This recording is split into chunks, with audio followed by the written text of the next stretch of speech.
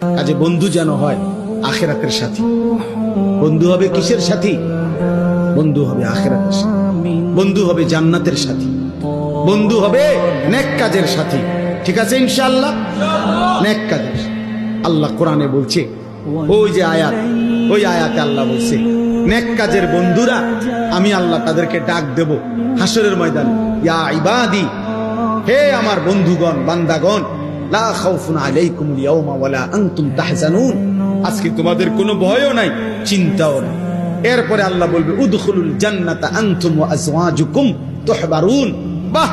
আল্লাহ বলবে তোমরা যারা নেক কাজের বন্ধু ছিলা, তোমরা বন্ধুরা একে অপরকে হাত ধরাধরি করে গলাগলি করে আমার জান্নাতে ঢোকো।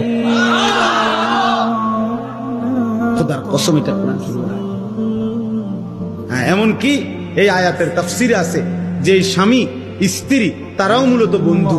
যদি তারা একজন আরেকজনকে নেক কাজের সহযোগিতা করত, স্বামী স্ত্রীকে নামাজের জন্য উঠাইছে, স্ত্রী স্বামীকে নামাজের জন্য উঠাইছে, স্বামী স্ত্রীকে নেক কাজের দিকে ডাকছে, স্ত্রী স্বামীকে নেক কাজের দিকে ডাকছে, এরাও বন্ধু। আল্লাহ তাআলা বলবেন এই স্বামী স্ত্রী তোমরাও খুশি খুশি গলাগলি করে হাত ধরাধরি করে তোমরা জান্নাতে ঢোকো।